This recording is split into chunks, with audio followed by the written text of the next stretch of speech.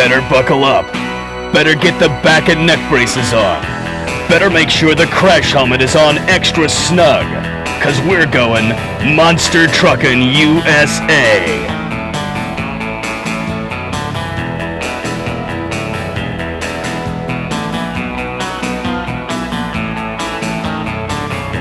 The all-out, undisputable king of big American motorsports.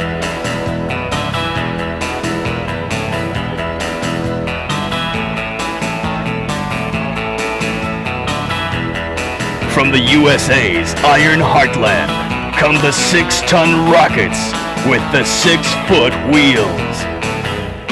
From America's lunatic fringe come the drivers bold enough to launch him into low orbit. I really enjoy this. This is so much fun. I mean, you can't imagine what it's like.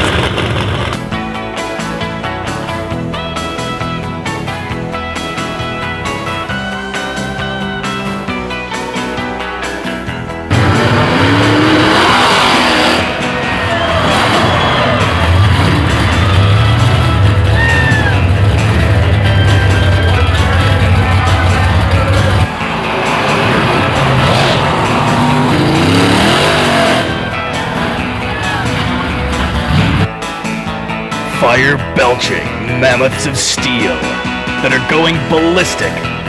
Names like the Skull Bandit, Robo-Shark, Wizard, the Super Special, Danger Zone, the Crusher, Shotgun, California Kid, and Big Dummy, just to name a few. Insane 1,500 horsepower trucks doing the sideways crab walk before they crush Pintos and flatten Granadas. It could only happen in America. It's the ultimate in heavy metal contact racing. It's Monster Truckin' USA. Yeah.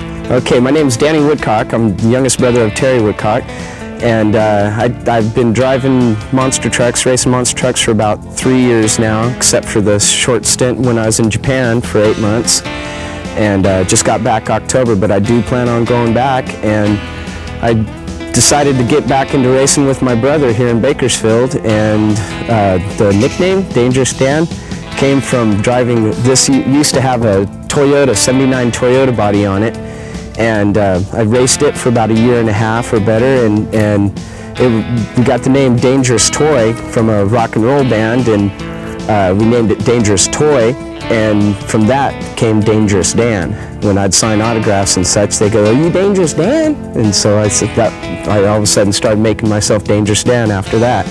The very first time I drove was on my birthday about 3 years ago, the day of my birthday.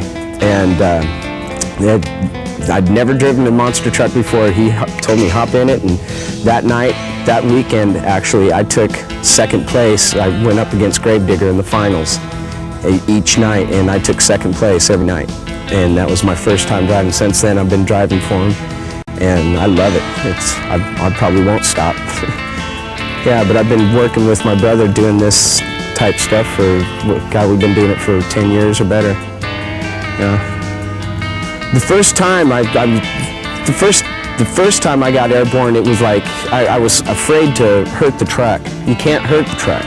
I can't hurt the truck. Maybe somebody else could, but you can't hurt these trucks. And I really enjoy this. This is so much fun. I mean, you can't imagine what it's like flying over cars at 30 miles an hour, and how much air you can get, and when you land, how it feels. It's just the adrenaline pumps.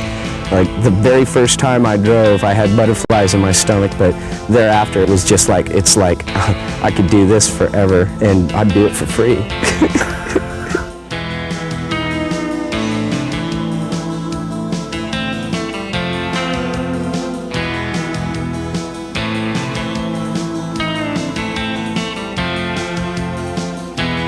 Future, bigger, better, faster, further, more money.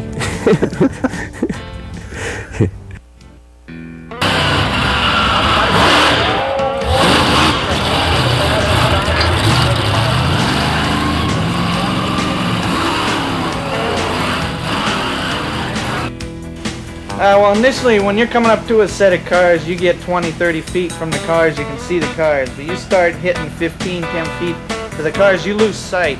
And when you're running a fast track and you hit a dirt ramp, you lose sight of your cars at about 15 feet, and then you know it's like you replay in your mind how far you away from the cars you were, and you feel the truck hit the ramp.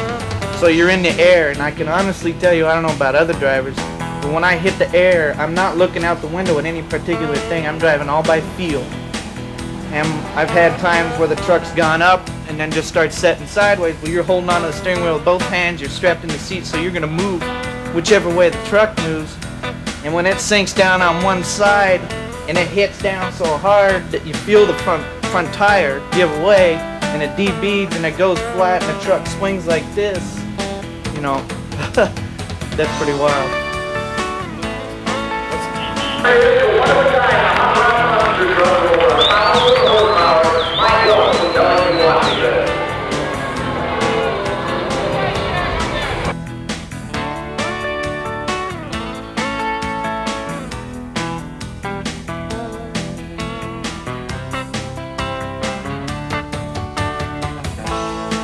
When I'm performing, I like to play to the audience, and I like to see a lot of audience participation. And there's been a few times where I've gone out in the truck and I know I didn't do anything real spectacular, and I'll look at the crowd and I'll be sitting there like that, and I'll come back, even if my turn's over, I'll come back into the arena and try to do one more thing to at least get a reaction out of the crowd, because there's nothing better than jumping the truck, getting out, and everybody in the stands is standing up clapping at you because you just excited them beyond belief. I mean, that's monster truck racing.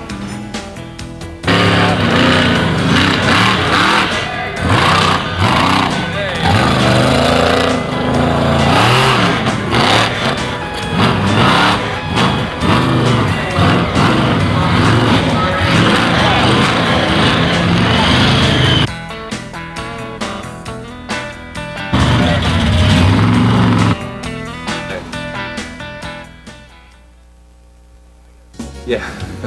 No, I got involved. I was building a lot of street trucks and a lot of performance vehicles and show trucks for the car show circuit.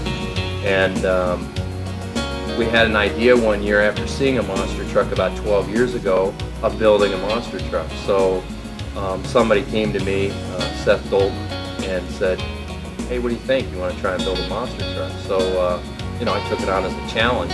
At that time, monster trucks were more of a showpiece than a trophy, and were used for display, and not really, there was no racing involved. Very little crushing, in fact. They were kind of just a display piece. So I built a truck, the first truck, called the Skull Bandit, and that's how I got involved. And then I've been in the sport since, I don't know, 12, 13 years now, and it's just kind of evolved, and I've been there through all the changes with monster trucks. So it's kind of been exciting. You know, I've seen it from the aspect of just shows at car shows and being on display and crushing two little cars, just rolling over them at barely an idle, to today's fast-paced, you know, flying high through the air and going 60, 70 miles an hour as fast as you can. Getting air in a monster truck takes a little bit of technique. It's not the same thing as when you're racing. When you're racing, your objective is to finish fast. So the first time you get real incredible air in a monster truck, it's something you'll never forget. It's like slow motion. You throttle just as you hit the car. I mean, you throttle it, you put it to the floor, and the truck just glides. It seems like everything stops. It's like somebody put it in slow motion. And then you land, and that landing is something you'll never forget, because your head, you didn't know you could move your head in that many positions. It bounces all over the place. But when you settle out, I mean, you just have this adrenaline rush like nothing. I mean, nothing you've experienced before. Exciting, it's guts. I mean, you get out there, every track is different. Some tracks are short and real fast paced with steep ramps, and